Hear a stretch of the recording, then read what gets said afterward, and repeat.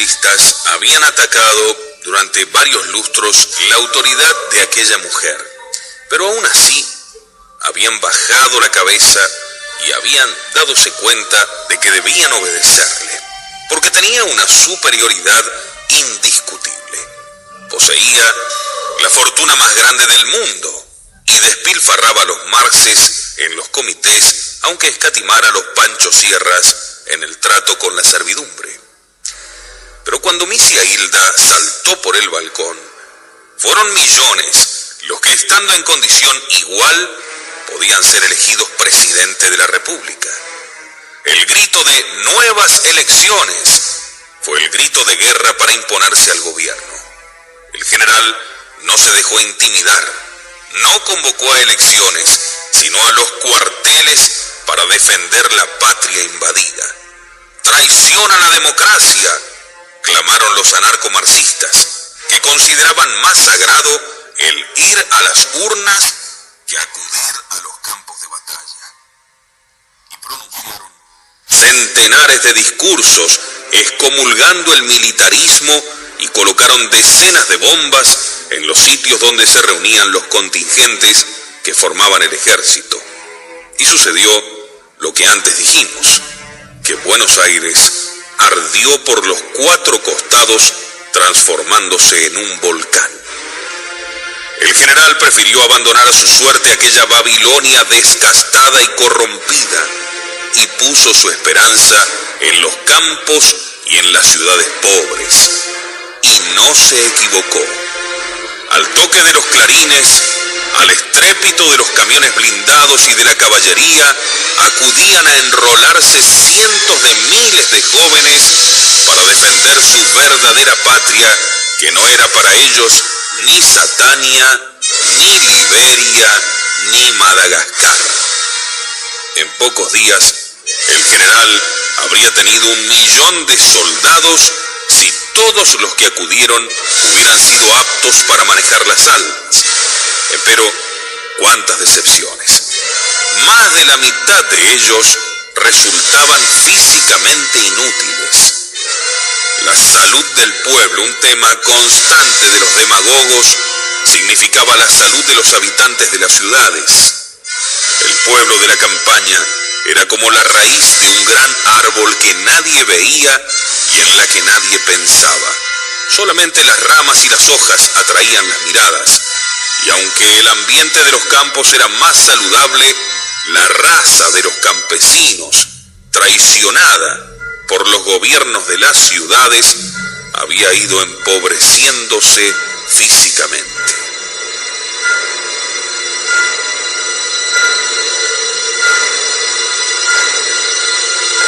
Empero aquellos millares de mozos a quienes los médicos declararon ineptos para las armas se resolvieron a servir a la patria en cualquier forma.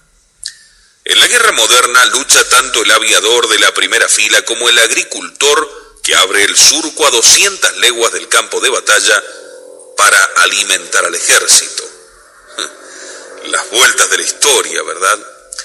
En 1814, Güemes salvó con sus gauchos la independencia argentina, atajando al enemigo en la frontera de Salta, mientras San Martín en Mendoza preparaba el ejército que habría de libertar a Chile. A los 175 años de su muerte, 100.000 jinetes que revivían su espíritu renovarían sus proezas en la Patagonia, dando tiempo al general Cabral para organizar su ejército en el centro del país. Pero ¿cómo armar a aquellos 100.000 soldados? Los arsenales, consumidos y desnaturalizados, no podían suministrar ni siquiera un cañón, ni una ametralladora, ni siquiera una lanza. La magnífica Escuela de Aviación de Córdoba, donde a mediados del siglo se construían los mejores aviones de guerra, se había convertido en una colosal escuela de danzas y de arte escénico. Volaron las danzarinas de pies ligeros y sus innobles eunucos cuando el coronel Palenque penetró en la escuela con su regimiento de húsares de Pueyrredón. barrió los tinglados y sobre las indecentes decoraciones de los muros clavó sus mapas militares.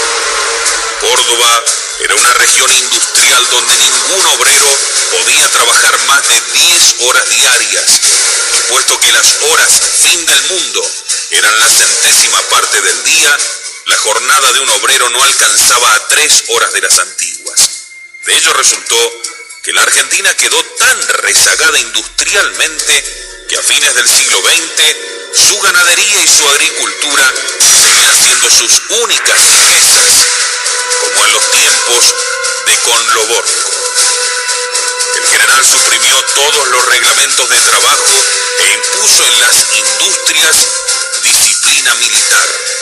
Fábricas y talleres empezaron a producir sin cerrar sus puertas ni de día ni de noche. Al comienzo de la segunda semana de la guerra ya se libró la primera gran batalla.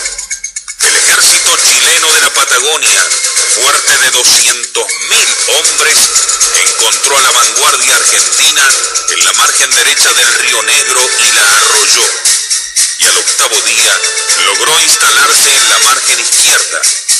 Con esto, el rey de Chile dominaba la Patagonia.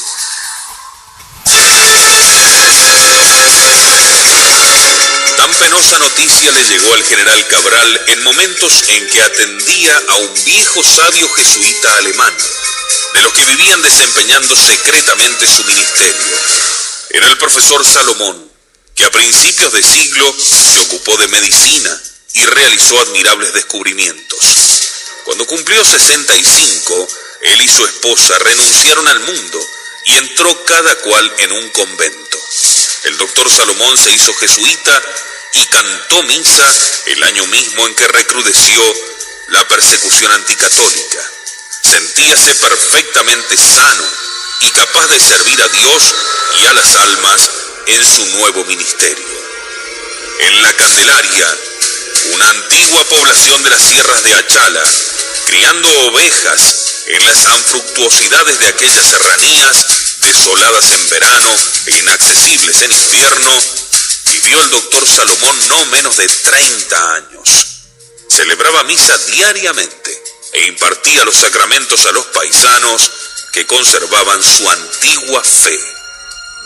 En los entreactos de su ministerio, el doctor Salomón, que proseguía sus laboriosas investigaciones, había logrado producir, como el sabio de Bagdad, una sustancia aisladora de la gravitación universal, que llamó achalita, en homenaje a las montañas de Achala.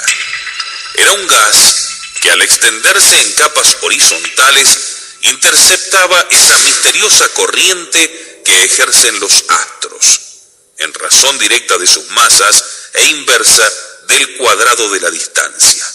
La achalita, no obstante ser un fluido imponderable, era elástica e impenetrable como una chapa de acero.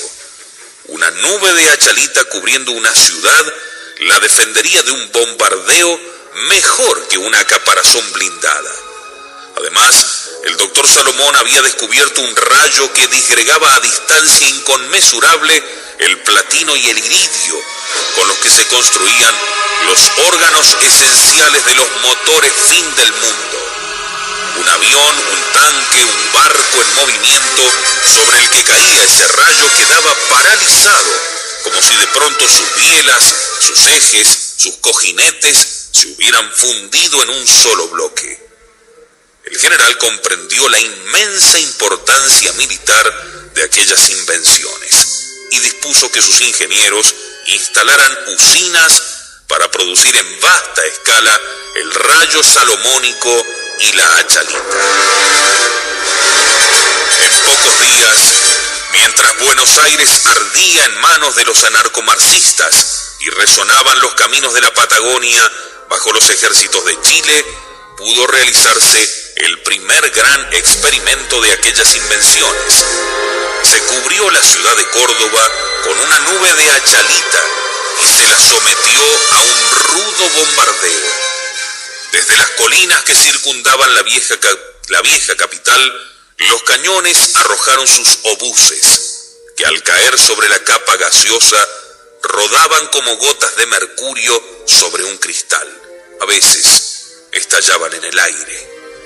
Cuando el proyectil, por la fuerza del cañón, llegaba a penetrar en el gas, a la manera de una bala que se entierra en una almohadilla de algodón, se volatilizaba, disgregados sus átomos por la potente carga eléctrica de la achalita. A veces rebotaba semejante a una bolita de cristal que golpea sobre un mármol y desaparece. El doctor Salomón explicó el fenómeno. Lo que ha ocurrido es que el proyectil, aislado por la achalita de la atracción de la Tierra, ha obedecido a la atracción de otra masa, tal vez del Sol, y se ha precipitado hacia ella. ¿Cuánto tardará en llegar a su remoto destino? Sería fácil calcularlo, pero por ahora no nos interesa. Todavía más prodigioso resultó el rayo salomónico, según se experimentó con aviones que se echaron a volar sin tripulantes. La invisible onda los captura en el aire y los arroja en tierra como palomas heridas por una certera escopeta. Con semejantes armas se veía segura la victoria, si el invasor le daba tiempo al general Cabral para producirlas en cantidad suficiente. Pero el mismo día de los experimentos divulgóse una gravísima noticia. La Argentina tendría que hacer frente no solo a los enemigos del sur, sino también a los del norte, pues Bolivia y Paraguay le acababan de invadir sin declaración de guerra, y además a los del este, ya que el imperio del Brasil había cruzado el Uruguay y apoderádose de la provincia de Entre Ríos.